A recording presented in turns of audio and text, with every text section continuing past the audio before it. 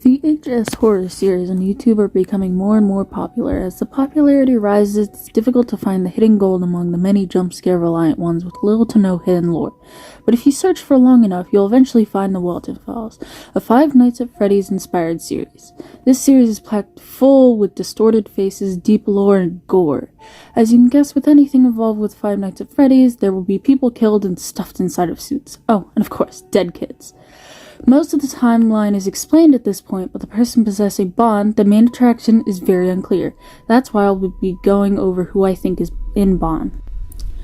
To talk about the possessed suit, I have to first talk about the restaurant. To start everything off, two men, Jack Walton and Felix Kraken, meet up and talk about their dreams of starting an animatronic-themed restaurant. Which is, to be honest, a bit strange of a dream to share, but whatever. They make the restaurant together and everything seems to be going well with the company, up until Jack asks for Felix Kraken to pick up his kids, Ed and Molly, from a party since he and his wife, Rosemary, are busy. Felix agrees despite being drunk. He drives over to the party and drinks even more. As he drives Ed and Molly home, Felix begins speeding due to being drunk and crashes, killing both Ed and Molly. Out of fear and guilt, he buries them both in the ground next to the car. This starts the downward spiral of death and misery. Bond is surrounded by a lot of speculation due to the minimal amount of evidence leading to who's possessing it or what caused him to start killing. The most popular theory is that Jack Walton is possessing Bond. The biggest piece of evidence behind this one is that Bond began attacking shortly after Jack Walton went missing. The two other smaller pieces of evidence is the fact that when Rosemary was lured backstage, the voice called her Rosie, which shows that the voice knew her well. The other one is that Bond is often shown being very kind to Shaw, who's possessed by Rosemary, while Bond is rude to all of the other characters. The reason I believe there has to be something else wrong with the animatronic is that the first person to be attacked is Rosemary. This would make no sense due to Rosemary being Jack's loving wife. It's also shown that Bond is searching for Sophie Walton, who's Jack's only living child, to kill her. This makes no sense if we assume that Jack is possessing Bond. The second theory is that Felix tampered with Bond and made it so that he would go after everyone who knew what Felix did to Jack's kids.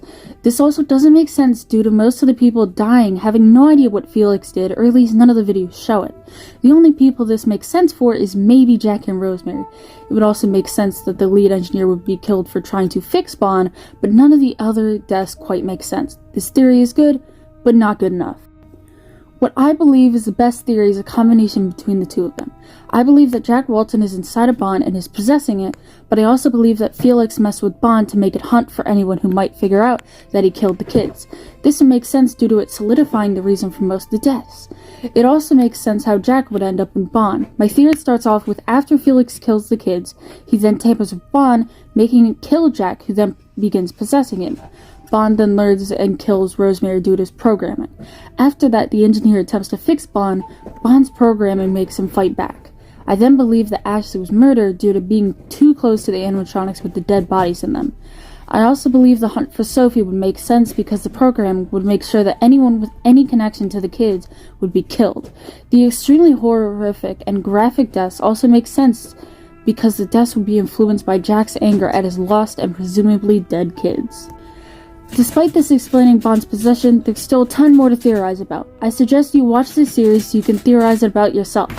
The fandom surrounding it is small, and I think it could do with some more memories just like you. Just don't learn too much about what Felix did.